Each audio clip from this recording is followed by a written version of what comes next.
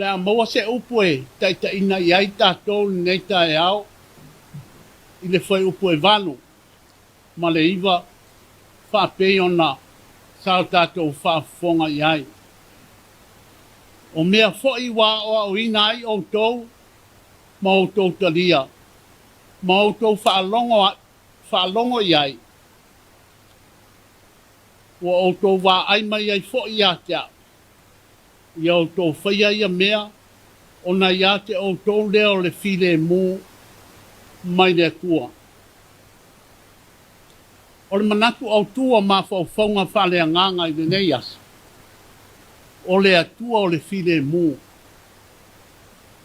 Ma tātou whatinonga. God of peace and our practice.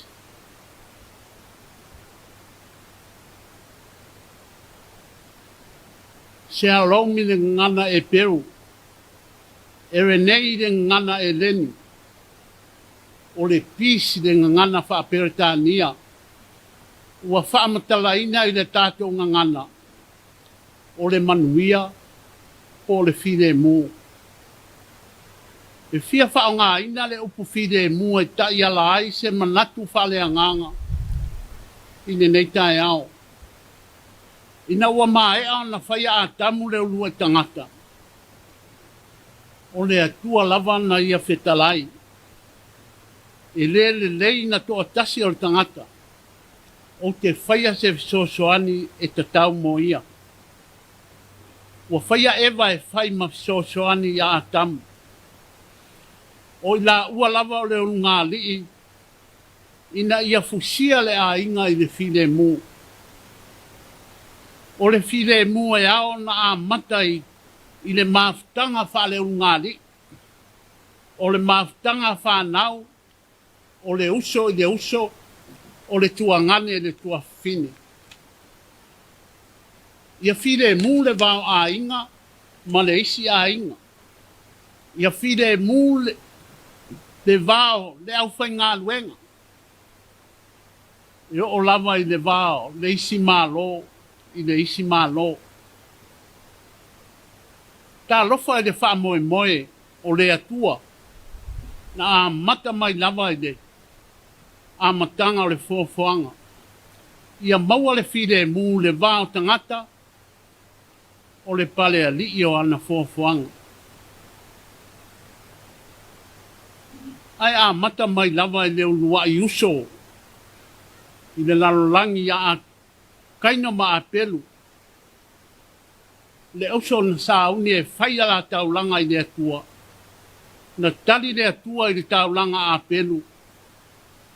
Ai umane le ata ua fasioti. Ai e kaino apelu. Na nofo wala apela amo malota. Ona ele aise while mū. La au whai ngā luenga. La au rafu manu. Wa fi mi sai le au whai ngā luenga o au nā apira amo malota. Ai alfa anaua i sa ako. O e sauma Iakob tala maan malama. E tino ia e sau ai leo ia Iakob. E rei file mū fo ine nofo ai o Iosefa mo nauso. Na i tangia o ia e o nauso. Mai wai na whātau e a vea mapolonga i a kipito. E umi le tala. A o le mea wa mauti noa. E se mamau ale fina ngalo. Na fua ai le lalo langi e le atua. Ina ia mau ale file mū. E se tu langa o loo whaatino ai. Maola ai di tangata. O le kale si e Filipi.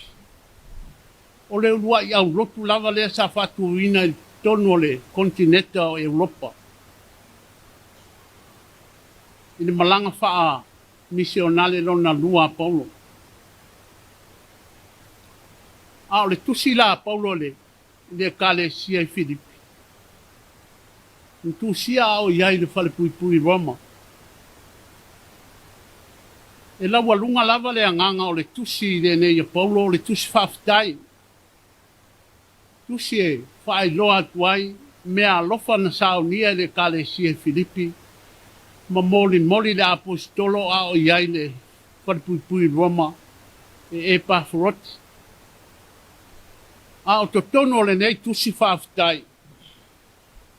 O lo wha malosi atuai le paulo i Kerisiano Filipi. Ina ia maua le loto maulalo. Ia maua le soifua o fo ina atu le ngā luenga na mani wai ke riso ina ia tātou maua le whaolatanga. O Paulo fo ia na ia fola le tala le nei e o lava i le iai le whalepui. O le o langa wha kerisiano ia o la mama ma o la whapa ia ina. Ia mio le lei, ma ia mata tau i le atua. Atoa ai ma le wha mamafa o le nei aso, o le file mu. O le atua o le file mu. O le kale sia i Filipi, o le kale sia e alo lofa, ma tere lo lato te mau a ingo. E fia e ngā lulue, ma ua mori ma wina pea, lo lato whatua tua. Pe tai o lo ta ua e paulo le tina ia e votia, ma sune tuli. Ina ia tasi lo la manatu i le ri. O le tala sanga paulo, i lona fisosoani e Epafroti. Ina ia whaia se whaale lenga mo neiti nā. Ai maise fo i le whaale lei ma le kale si e Filipi. O i lato uma, ua tu sia o lato ngoa i le tusi o le ola. Ua wha manuia ma avea i lato. Ma maftanga o le ori ma le file mu i le ola e wha vavau. Whaai loa tō manatu i le atua i le kitalo. Le whaatonga, ma le whaaftai. A wao le file mu fo i mai le atua, o lo siri lava i mea umai manatu i ai. E leo ina ai o tō loto a toa mo tō mafau fau i a ke riso i Jesu. O le nei le au soe, o le toi upu fo i le nei. O mea uma ua moni, o mea uma ua tau le leia, o mea uma ua tonu, o mea uma ua mama, o mea uma ua mata ngofie, o mea uma ua longo le lei. A whai o se isi a mio le lei, o se tasi mea vi ia, ia o tau mana tu natu ia lava mea. O mea wa o ina ai o tau, ma o tau wha longo ai, ia te a. Ia o tō whaia ia mea, ina ia o tō mauai le manuia, ma le file mu mai le atua. O le atua o le file mu, ma tātou whatinonga. O tāla sanga le apostolo, la tāwhisoani mo le file mu. File mu i to tono a inga, o le file mu i to tono e kale sia manu, o to tono o fale whai ngā luenga, o to tono o whai ngā malo. O le whesiri, o ani a tātou whaatinonga, e mawai le file mu. A wā lo si pēr le sawa ina o tina ma whānau. Wa tau si ni o le pawa, ma la pisi o le neila lo langi, to tono e kale sia ma pule ngānu. O sa i di tangata, ai le sa i di anganga. Wa le aise file mu ia upu whaisa moa, e a mata mai lava i tai. Wa vairua ina ai foi, ma le au whai ngā luenga le malo, o nuu maa inga. Le aise whati nonga le file mu, a o le mea e maa siasi ai. O tātou o lo ala langa mataulangi o Kerisiano e whaavae i le Atua Samoa. O le media, o le aututuafi lea o le nation tuli. E malo lo, ma le